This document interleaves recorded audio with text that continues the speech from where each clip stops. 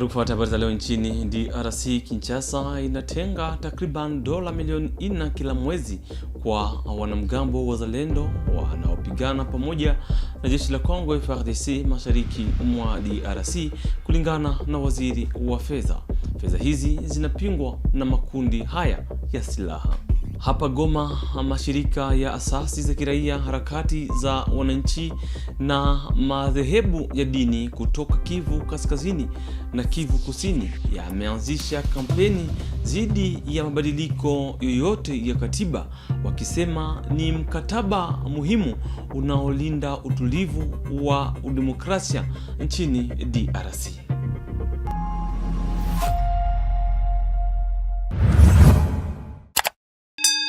Hujambo. Kinshasa inatoa karibu dola milioni 4 kila mwezi kwa wanamgambo wazalendo wanaopigana pamoja na jeshi la Kongo FARDC mashariki mwa DRC, kulingana na waziri wa fedha. Fedha hizi zinapingwa na makundi haya ya silaha na kukosolewa na mashirika ya haki za binadamu. Blaise Basabose. Habari hii imesemwa na waziri wa fedha wa Kongo Dudu Fwamba, iko katika ripoti ya bunge iliyoonekana na Actualite.cd, ambayo Actualite.cd ilitoa hadharani.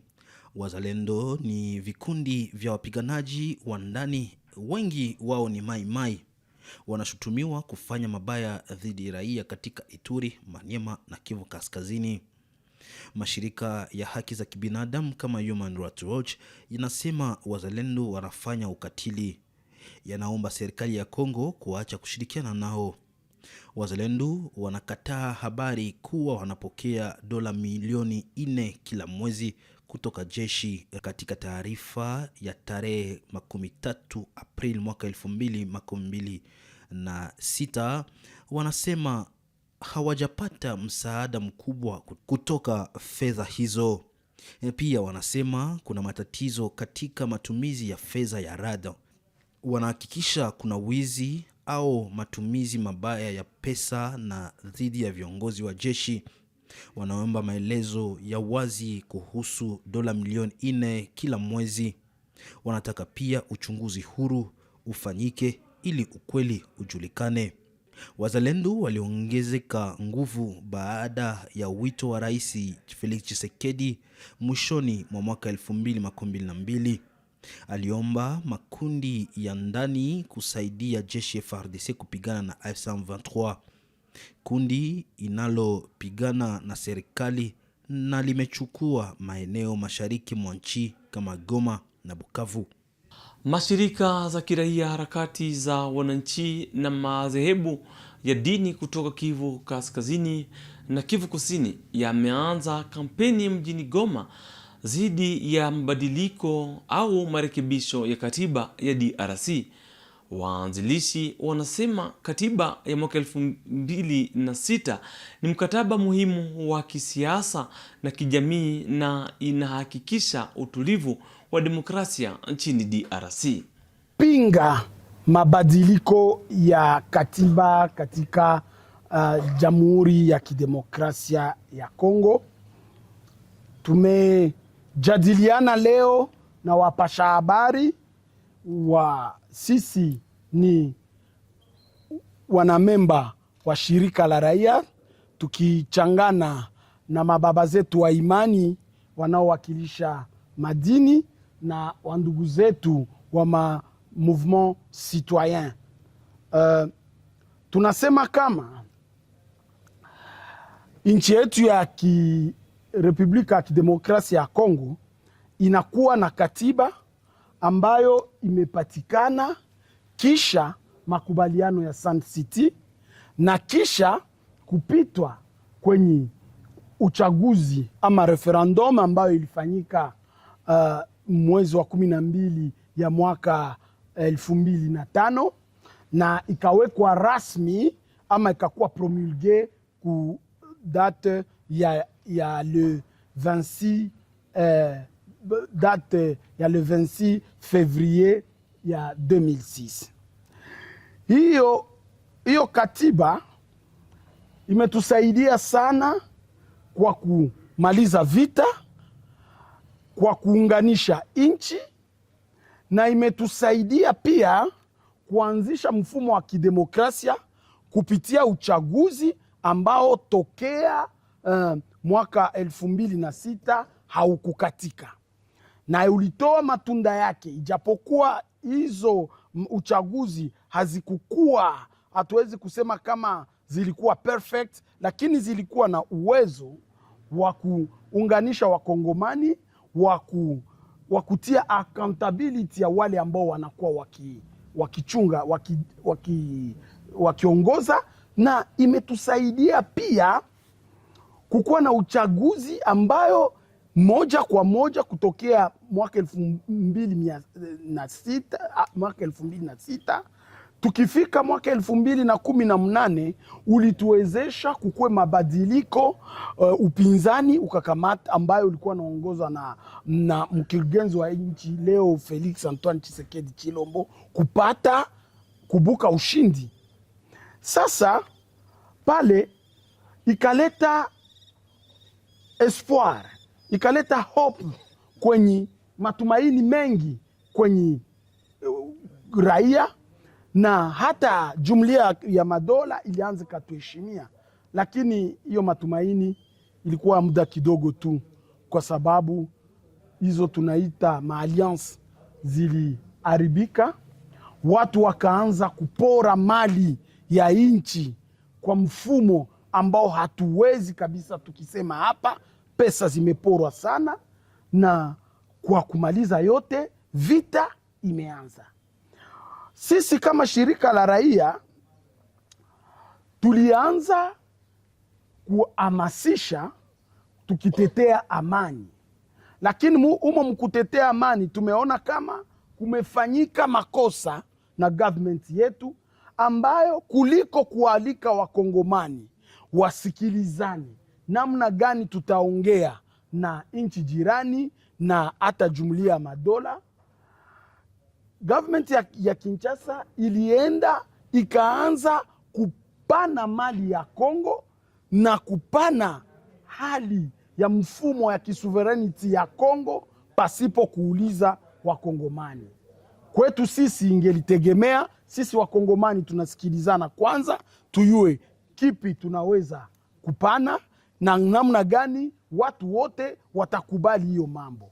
Mnakumbuka hapa jana tunaona kama hata sio sisi raia tu ndio hatukujulishwa, tunaona hata parliament yetu, bunge letu halikuzulisha, na hata government yetu, mkubwa wa government yetu Judith Suminwa, wakati aliulizwa hapa kwenye TV5 mambo kuhusu waimigre ambao inakuwa katika mikataba Kongo imekamata na United States, ilionekana kama hajue kabisa hiyo mambo.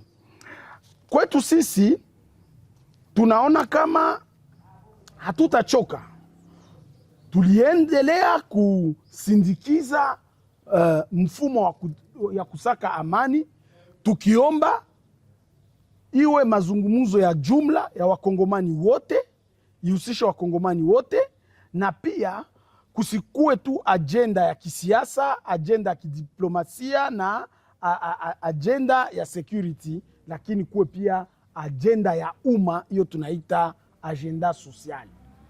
Na tumeomba pia tuhusishwe kama wale ambao wanaosimamia raia katika mazungumzo hayo. Lakini kwa sasa, wakati tumeona katiba inaanza kuwa inafuatiliwa ili waitimue, tukaogopa sana. Tumeogopa sana kwa sababu mikataba yote ambayo yamesainiwa Doha, United States na hata Uswisi huko Montreuil inapatia kipaumbele kushima hiyo maanani katiba yetu kama moja ya misingi ya hiyo makubaliano. Sasa kama wakitimua hiyo msingi ambayo ni katiba, ni kusema hayo makubaliano yote ambayo tunaita accord cadre, kulikuwa accord cadre ilikuwa signé le Novembre. Hapa juzi kulikuwa sinye MOU na mwezi wa 6 mwaka jana kulikuwa sinye hiyo tunaita ma mesure de confiance ama ma accord de principe. Hayo yote kama leo katiba inatoka, ni kusema kama basi hiyo makubaliano yote inaanguka na tunaanzilia vita na population ilishatesekana sana. Tunazani tunataka njo amani. Ya pili, munajua kama nchi haizi kuwa na katiba mbili. Hatuwezi tukadanganyana. Wakianza kubadilisha katiba huko Kinshasa na maeneo yote ambayo inamilikiwa na government, maeneo ambayo inayomilikiwa na AFC M23 haitakuwa ikihusishwa, iwe kwa referendum, iwe kwa parlement. Kwanza wanabunge wetu hatujua kwenye waliendaka, hawakujake tena ku vacances parlementaire, hawatuteteake tena. Ni kusema kama sisi ngambo ya huku tutakuta hatuhusishwi, na kama hatuhusishwi ni kusema kama tutabaki na hiyo katiba yetu ambayo tunajua. Sasa nchi moja haiwezi kuwa na katiba mbili, na ambayo italeta kisa kwamba nchi itagabulikana kihalali, kwa sababu kutakuwa katiba ya zamani ambayo itaendelea na tuongoza huku, na kutakuwa katiba ya hiyo yao watakamata huko ambayo itawaongoza, tutakuwa ya kimabavu na tutakuwa katika nchi mbalimbali. Hiyo tunaita balkanization. Ndio maana tunasema mkurugenzi wa nchi yeye tunaona kama hiyo mambo yote konafanyika, anaona manda yake inaisha, akose kuitika kuacha kufanya uchaguzi naye kufanyike hiyo alternance politique. Yeye anataka ajibakilishe kwa uongozi kwa kimabavu. Sasa tunajiuliza, ili tu mtu mmoja apate madaraka, tunaweza kutia milioni ya wakongomani, maisha ya milioni ya wakongomani katika shida, na nchi hii iingie katika balkanization? Ndio maana tunaweka President Felix Antoine Tshisekedi Chilombo kama ambaye atakuwa mwenye anakamata makonsekansi yote yenye inaweza kutokea katika hii mambo. Na sisi kama shirika la raia, sisi kama makonfession religieuse, sisi kama mouvement citoyen, tunasema hivi, tunaanza hii kampeni, hatutakoma tena. Tutahakikisha kama tutafanya yote iwezekanavyo ili kuzuia President Chilombo na watu wake wasitubadilishie hii katiba. Asante. Wakati hayo yakijiri, viongozi wa makanisa ya Uamsho wameonyesha kuunga mkono mpango wa kubadilisha katiba ya Jamhuri ya Kidemokrasia ya Kongo. Kauli hiyo imetolewa na Askofu Ejiba ya Mapya katika hali ya mvutano mkubwa wa kisiasa kuhusu swala hilo. Cette constitution être changée parce que l'origine c'était les belligérants, changée parce que elle a déjà été révisée une fois et donc nous ne voyons pas pourquoi aller de révision en révision. Changer pourquoi? Parce que le peuple en ce temps-là n'a pas été consulté pour se prononcer sur sa propre constitution. Aux acteurs politiques encore réticents, un appel a été lancé. Aux politiques, nous leur disons, il ne faut pas agiter le peuple. Donnez de vos idées. Si vous êtes contre le changement de la Constitution, c'est votre droit.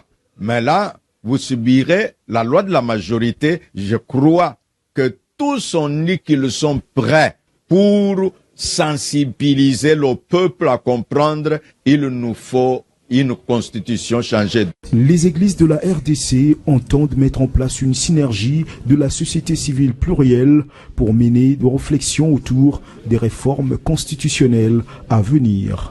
Naibu gavana wa Kivu Kaskazini Shadrack Amani ameanza leo tarehe 13 April mjini Goma, awamu ya kwanza ya kampeni ya chanjo ya polio. Kampeni hii inahusu maeneo 19 ya afya na inalenga zaidi ya watoto milioni 2.4 wenye umri wa miezi 0 hadi 59. Mesdames, Mesdemoiselles et Messieurs, permettez-moi avant tout propos de vous remercier sincèrement pour avoir répondu à notre invitation à l'occasion de la cérémonie du lancement officiel de la campagne de vaccination contre la poliomyélite dans la province du Nord Kivu, particulièrement dans les zones de santé libérées, confrontées également aux épidémies de Mpox, de rougeole et de choléra. Votre présence en ces lieux témoigne de l'intérêt que vous accordez à la santé de nos populations en général et à celle de nos enfants en particulier. Garantie d'un futur radieux pour notre nation. Nous vous en sommes profondément reconnaissants. Mesdames et messieurs, nous sommes réunis ce jour pour réaffirmer notre engagement à garantir à nos populations une meilleure santé, condition essentielle pour leur survie et leur développement harmonieux. Face à cette situation, la province, avec l'appui de ses partenaires, organise les journées locales de vaccination du 30 avril au 2 mai 2026, avec une deuxième phase prévue dans un mois. Dans la province du Nord Kivu, cette campagne couvrira 19 zones de santé et ciblera 2 441 591 enfants âgés de 0 à 59 mois. 2 antigènes, les NVPO-D et VPO-B, seront administrés simultanément selon une stratégie porte-à-porte afin de garantir que chaque enfant soit atteint même dans les zones difficiles d'accès. Harakati ya kiraia Machozi ya Raia imekosoa maadhimisho ya siku ya mwalimu nchini DRC inayosherekewa tarehe 13 April. Inasema hali ya maisha ya walimu katika eneo la Fizi, Kivu Kusini ni mbaya sana. Inasema walimu hawajalipwa mishahara kwa miezi miwili na wanaishi katika hali ngumu sana ya kimaisha. Jambo ndugu mtangazaji.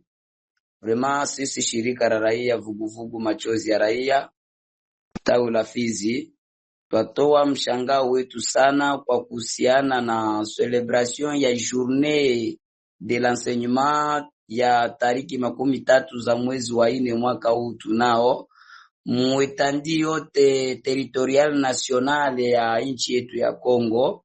Hiyo ni vitu ambavyo vinatushangaza sana, kwa sababu wakati mtu akifanya celebration inabidi mtu afanye celebration ya journée yake, hakikishe anapata haki yake ile.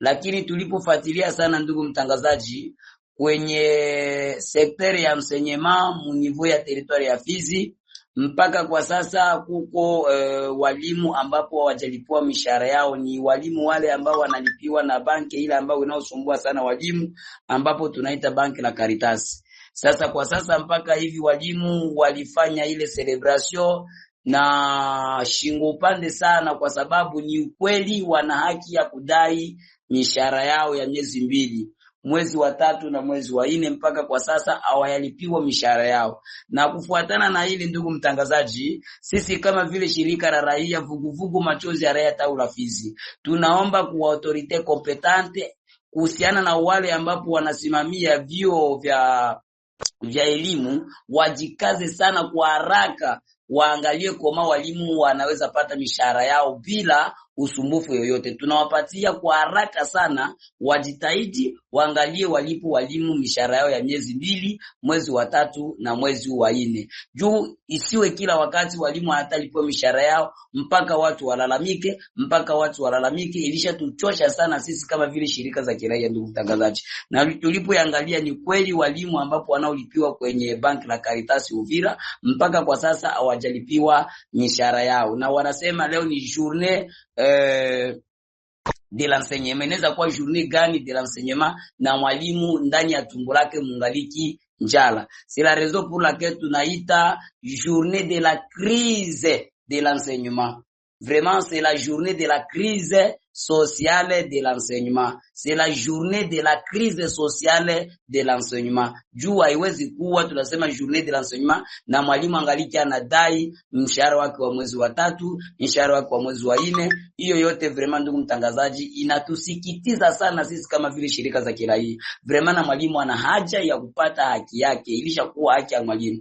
Juu ya nini? Leta ilituambia kila wakati fikapo le 25 mwalimu atakuwa analipiwa mishahara yake. Kwa sasa mwalimu kufika mpaka le 30, mpaka le 5e jour mwalimu plutôt le 55e jour mwalimu ayalipiwa salaire yake. Hiyo ni jambo gani? Vraiment tunaomba ku gouvernement provincial national waangalie kama watakuwa wanalipa walimu mishahara yao bien avant, bila walimu kudai, bila walimu kutokukasirika. Ile ni wajibu ya mwalimu kupata mshahara wake kila le 25 ya mwezi. Hayo ndio tunayoyaomba, ndugu mtangazaji, sisi kama vile shirika la raia, vuguvugu machozi ya raia ya tawi la Fizi. Katika jimbo la Haut-Katanga, mahakama ya kijeshi ya Lubumbashi imewahukumu vijana 32 wa eneo la Kenya kifungo cha miaka 20 jela. Wanatuhumiwa kwa kuunda genge la wahalifu na ugaidi pamoja na vitendo vya uharibifu, kufunga barabara, kushambulia watu na kuchoma magari kati ya tarehe 13 na 15 April. Le tribunal militaire garnison de Lubumbashi, ségeant en matière répressive au premier degré, a rendu son verdict ce mardi 28 avril 2026. 32 prévenus, dont Goikona alias Wangolo, ont été condamnés chacun à 20 ans de servitude pénale principale. Cette décision a été prononcée au cours d'une audience publique organisée au stade omnisport Kibasa Maliba, dans la commune de Kenya, en présence du gouverneur intérimaire Martin Kazembe Shula et de quelques membres du comité provincial de sécurité. Le tribunal militaire de garnison de Lubumbashi, par vote au scrutin secret, distinct et successif, dit recevable l'action en indemnisation introduite par les deux parties civiles est fondée, condamne par conséquent tous les prévenus insolides à payer à chaque partie civile la somme de $100,000 en francs congolais et à la restitution des biens endommagés. 32 jeunes se réclamant des partis politiques étaient poursuivis pour association de malfaiteurs et terrorisme. Les faits remontent au 13, 14 et 15 avril dernier. Ils avaient perturbé les activités économiques dans la commune de Kenya par des actes de violence et de vandalisme. Certains ont même érigé des barricades, attaqué la paisible population à l'aide d'armes blanches et incendié des véhicules. Outre la peine principale, les condamnés devront chacun s'acquitter d'une somme de 250 000 francs congolais au titre des frais d'instance dans un délai de 8 jours. Ils sont également tenus d'indemniser les victimes et de verser solidairement la somme de $100,000 américains ou son équivalent en francs congolais à la partie civile. Par ailleurs, leur conseil dispose d'un délai de 5 jours pour interjeter appel de cette décision. Ce procès, voulu pédagogique par le gouverneur intérimaire Martin Kazembe Shula, se veut un signal fort. Il illustre la volonté du chef de l'exécutif provincial de faire respecter l'état des droits dans le Haut-Katanga, conformément à la vision du président de la République, Félix-Antoine Tshisekedi Tshilombo. Kwa kumalizia, bunge la mkoa wa Kinshasa limepitisha sheria ya kulinda na kuendeleza maeneo ya utalii ya mji mkuu. Sheria hii inadhibiti matumizi ya maeneo ya umma na kupambana na uvamizi holela. Mamlaka inalenga kulinda urithi, kuunda ajira na kuendeleza utalii wa ndani.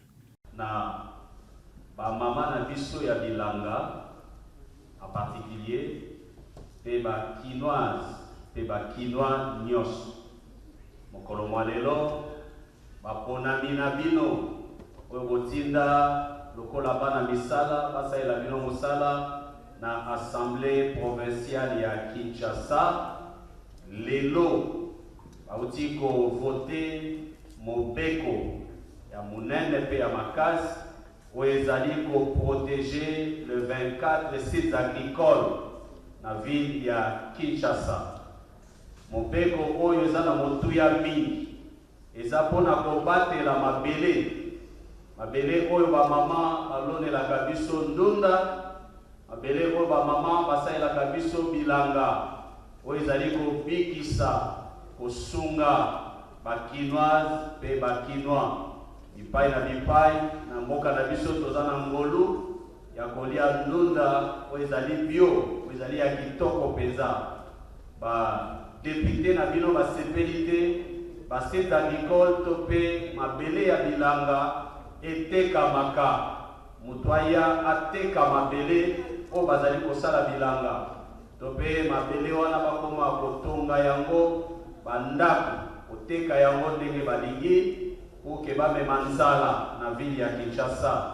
Nzamba sunga mboka na biso, toza na mabele ya kitoko pe tozali kolia ndunda na biso ya kitoko. C'est pourquoi badepute balobi to batela mabele na biso ya bilanga.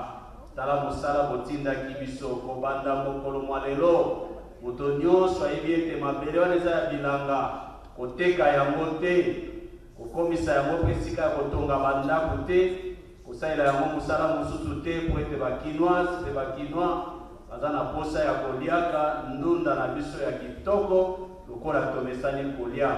Banda lelo soki bakangi yo okwei na mobeko oyo tobengi edi oyo touti kovote mokolo ya lelo, oyo gouverneur ya ville ya Kinshasa akopromulge yango pour que ekota na application. Soki okwei na mobeko wana bakwi yo bakei kosambisa yo po ete ozali motomboki. Totika mabele oyo ya bilanga esala bobele mosala ya bilanga. Mpendwa mtazamaji, ni pamoja na habari hizo toka Kinshasa tunakomesha yaliyojiri leo nchini Jamhuri ya Demokrasia ya Kongo. Tunakushukuru kwa kufuata mwanzo hadi mwisho. Tukutane kesho kwa habari zingine.